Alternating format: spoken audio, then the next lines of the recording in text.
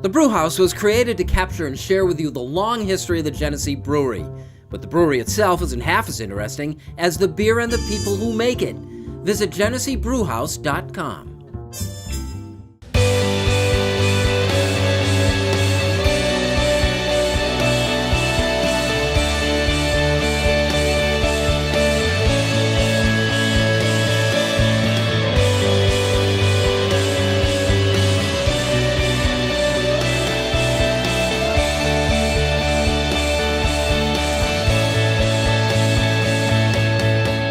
Hello, everyone, and thanks for joining us. This is the original Rochester Press Box presented by the Genesee Brew House. I'm Bill Pucko, and it is our pleasure to be joined this week by Dan Moriarty. He comes over from Fox Sports 1280. Danny, thanks for coming back in. Thanks for having me. Mike Catalana, co-hosting, Good to be and back. Pat Duffy from the Breakroom. Hey, everybody. You called him Pat. Huh? That's cute. Yeah. It's my name. People call you that, though? My mom, my wife. That was okay. the longest time I didn't even know. Yeah, no, there are people that I work with that think like I'm like Prince. I have just one name, Duffy, and that's it. Oh yeah, You've risen to that level. You're like Prince. Talent-wise. Danny, how are the playoffs going? We're knee-deep into the NHL, the Stanley Cup playoffs, and the NBA, and they've taken on, vastly different profiles. How are you handling all this? Well, Stanley Cup playoffs are always good, and they've been good so far. We had a great Game 7 this week with the Blues and Blackhawks, which are just a phenomenal series. And the NBA, it's more about the injuries than anything else. I mean, just get me out of this first round. It's been horrible so far. We've had a couple of good series, but nobody cares about those series anyway because it's all about the Warriors and the injury to Steph Curry. And it's all about, can the Cavs get through the East, get themselves to the finals, and what can LeBron do now that maybe the pressure's a bit off because everyone's talking about the Warriors. But can we get through a couple more series without any injuries? Because right now that's the biggest storyline. Look, you're the hockey guy. You got to be basking in this, right? This is, I say this every year, but this is the greatest first round of the NHL playoffs I can remember. Like that Blackhawks Blues series could have been a Stanley Cup final series. Like those might be the two best teams in the NHL, and the Blackhawks. Patrick Kane has the best season of any American-born hockey player ever, and he's not playing in the second round. That's how good these hockey playoffs are right now. Yeah, and we know the way the NFL and NBA has been, it's a big disparity between the top and the bottom, even in the playoff run. Maybe in the West it's a little bit closer, but you kind of know that. A couple of close series in the East, a couple of teams trying to make their way to maybe potentially challenge Boston. I'm always interested in seeing Toronto. I think they're a talented team. They're one decent story, but nobody thinks Toronto can win the championship. In the NHL, you pick any team that's still there, you can see them winning the Stanley Cup. And injuries have become such a factor. But it's funny. It seems like it's so different. But as far as the NBA goes, this happens every year. Yeah, I mean, if you just look at the Thunder alone, what they've gone through the last couple of seasons. Last year, Durant had the foot injury basically the entire year.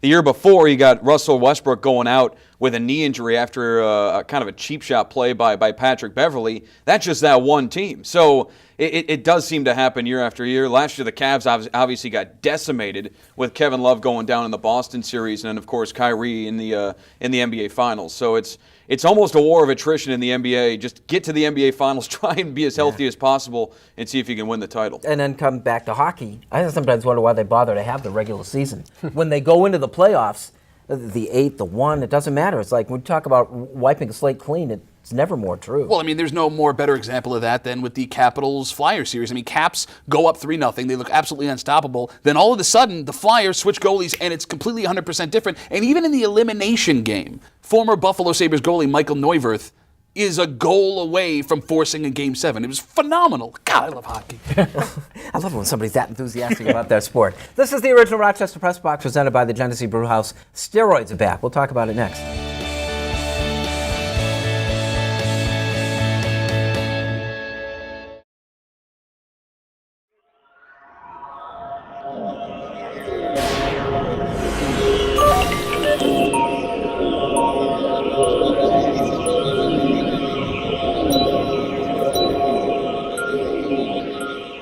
For over 25 years, Hillside Work Scholarship Connection has empowered youth to embrace their dreams of college and careers. Thanks to a dedicated staff and employment partners, every year Hillside helps more than 4,000 young men and women move closer to their life goals.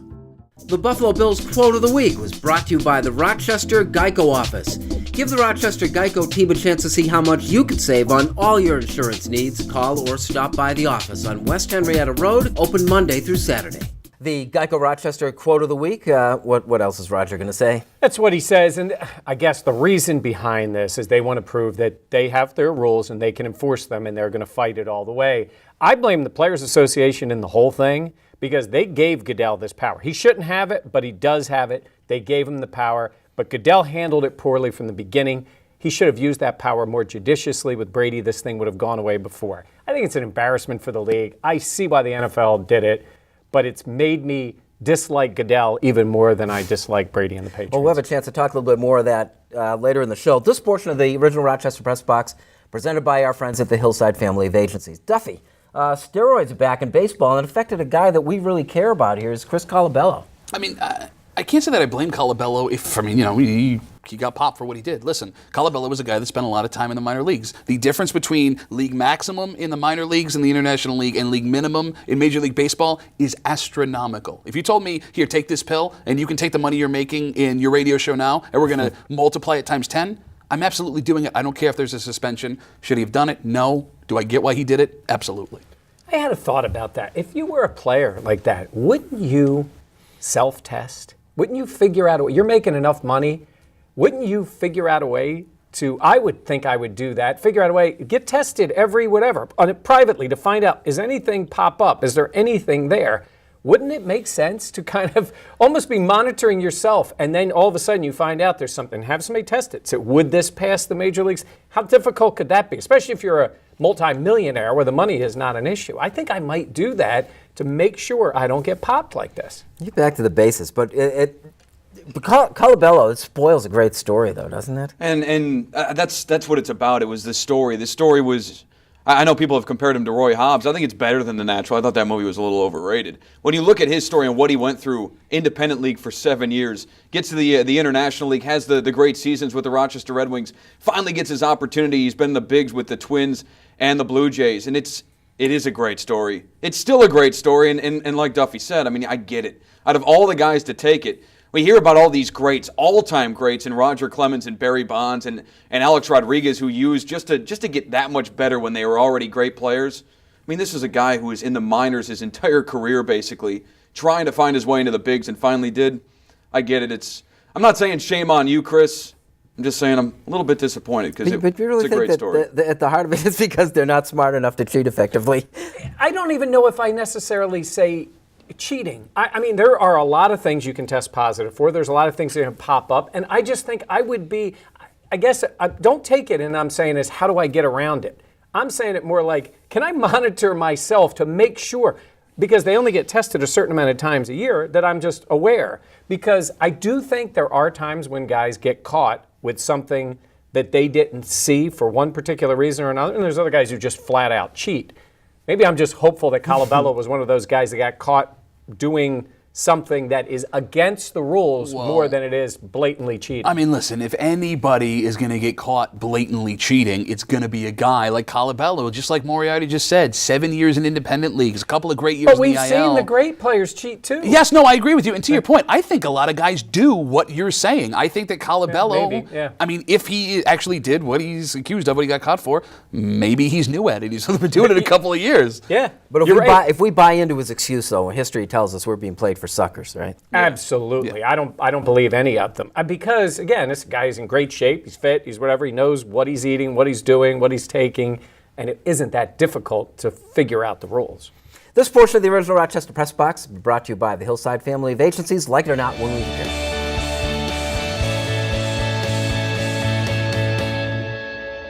As we go to break, it is time for the Turnbull Heating and Air Conditioning Trivia Question of the Week. When you're searching for a local heating and air conditioning contractor, look no further than one of the most reliable teams in the area at Turnbull Heating and Air Conditioning. Is called Turnbull at 343-2005.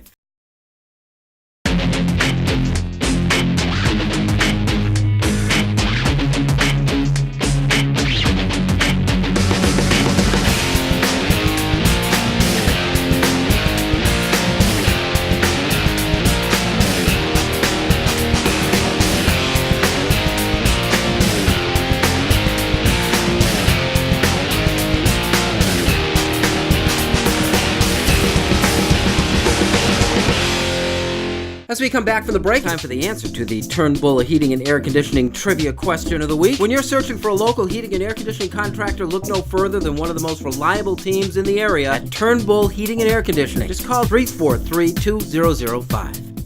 See New York in a whole new way. Amtrak is offering a 15% discount for all travel inside New York State and to Montreal. Visit Amtrak.com for the See New York discount. Safe, comfortable, affordable, and easy. Amtrak. Enjoy the journey.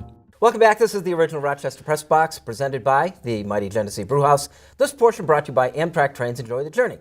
Michael, like it or not, we touched on it, the Tom Brady decision. Yeah, I see why it happened. I don't like it. As much as I feel like we've been through the whole Brady thing. He had to fight. His name got dragged through the dirt. Enough people got to see that. And, of course, then what's he do? He takes a team, ends up going to the Super Bowl and winning. But he got through it. They drag it back again. I don't know if he has a chance to appeal this again or a way to get out of it. He's going to sit there and get suspended for the 4 games. I think it's a bad look for the league. I think they butchered it from the beginning. So, no, I don't like it. Brady's sitting out 4 games. I think he handled it poorly, too.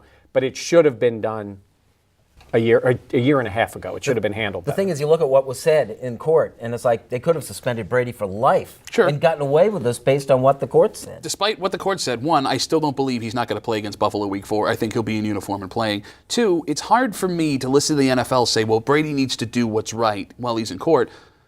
When, on the other hand, the NFL is doing everything it can to fight this concussion settlement that they were forced to pay. I mean, listen, how do you, out of one side of your mouth, say, well, it's about the integrity of the game and doing what's right? Meanwhile, you have these former players that can't walk around and remember what their last names are, and you're trying to take money from them to keep themselves healthy and raise families. Like, you can't have it both ways.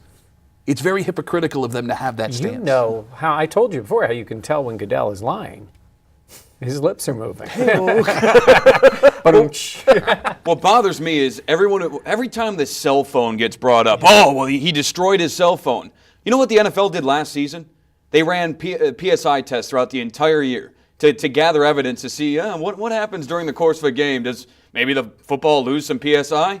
What'd they do with that evidence? Destroyed it. Why? Because it didn't match what they wanted it to match. If they found out last year that, footballs don't really lose PSI. You know what that would have been? A headline on every story, every paper in America. Instead, what they do, they destroyed the evidence because it didn't match up with what they wanted. Well, hold on. I mean, listen, I think that Goodell and the NFL are going after Brady and the Patriots for cheating that they never caught them for that they know they did. Now, if you want to go ahead and do that, just come out and say it, and I'll be on board with it. Like, you guys have cheated this whole time. Your success over these years has been attributed to the things that you did wrong. But the fact that they're not coming out and saying that, and then again, going on the other hand and trying to dupe things, like Moriarty said, for their benefit, I got to. I think you're on to something there. I think the rest of the league wanted to see them punished, so it's got the other owners on board too. I just think it's a bad look. They lost another first-round pick. Every pick they lose in the first round. They can't pick in the first round. When's the last decent first-round pick the Patriots had? Danny, like it or not, Skip Bayless is leaving ESPN.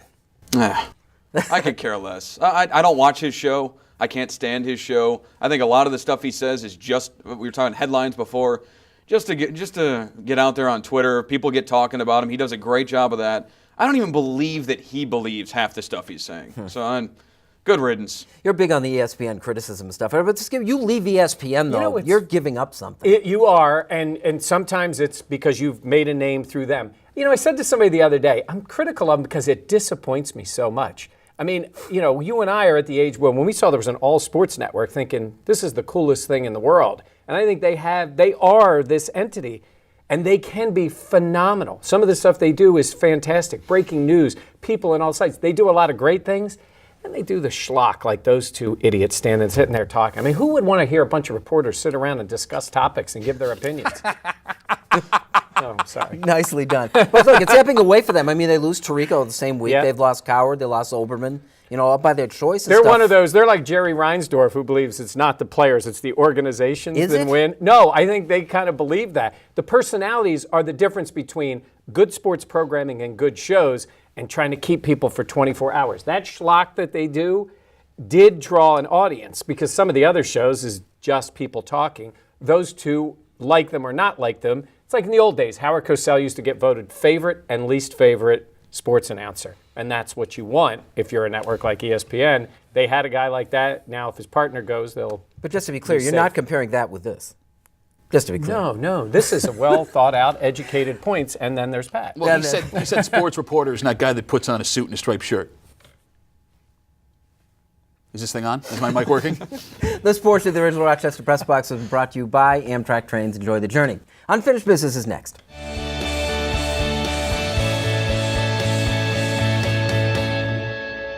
The Rochester Press Box Stat of the Week, brought to you by Cariglio's Pizza, with 5 locations serving the Rochester area. Visit carigliospizza.com today.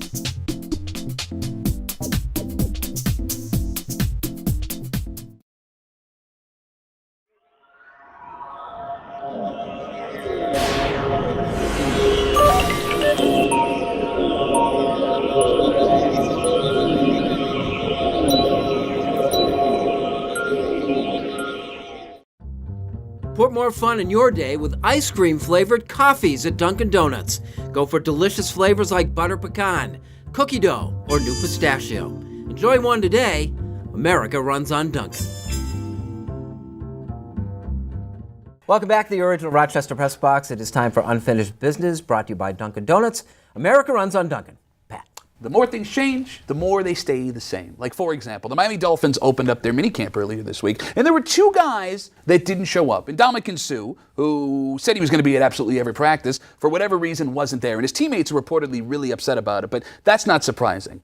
What is surprising, and is also not surprising at the same time, that there was another guy who missed the first couple of days of Dolphins minicamp, Mario Williams, the guy who was quoted as saying, and the fact that you have to make this statement to a paper says absolutely everything about making the statement, I am going to have the best attitude I've ever had in the history of my NFL football career. You're not here. You're in Miami, and you're not there.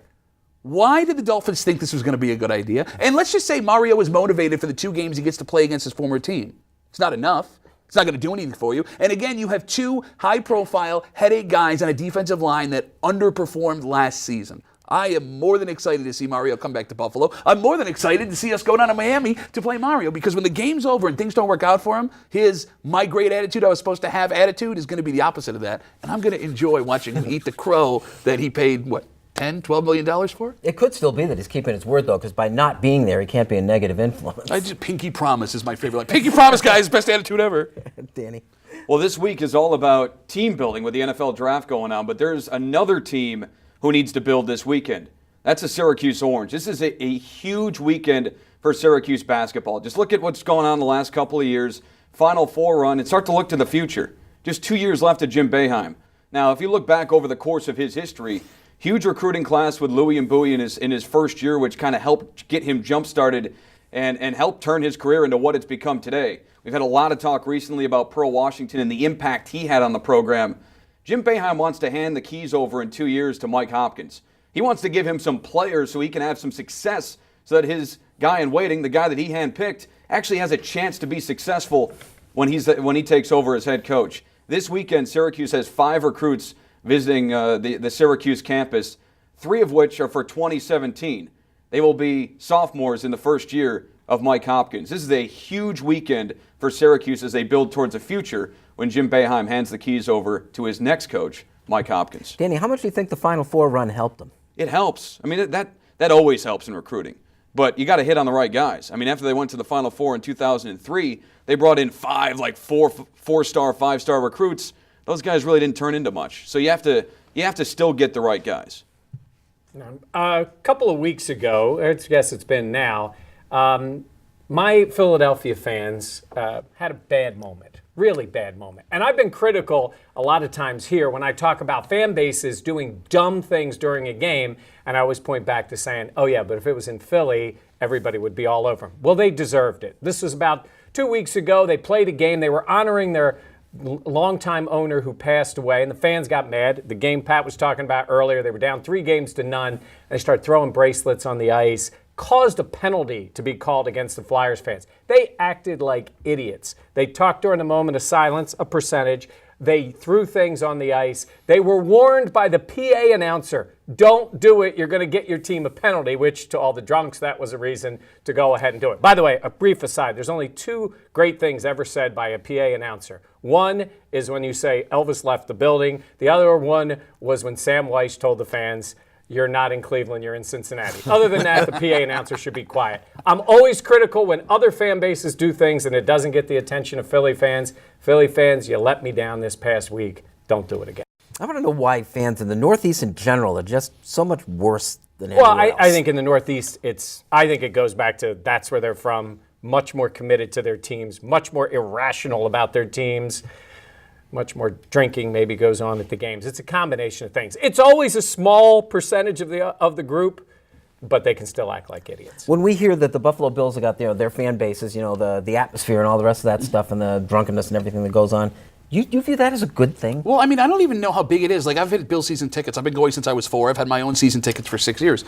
I very rarely see all this stuff that makes it on Deadspin. Like, if you want to go find that animal, whatever, you have to go look for it. Like, I will walk through the parking lot from where we are parked a whole half mile to the stadium and not see one problem ever. I think they're there. You just have to search it out to find it. And, like Mike said, the drunks find each other, and that's when crazy stuff happens. Did you park a half a mile from the stadium? Well, I need to walk. Because I'm right next to it. This portion of the original Rochester Press Box is brought to you by Dunkin' Donuts. America runs on Dunkin'. Thank you for joining us. Pat, thank you. Oh, I love you guys. Mike?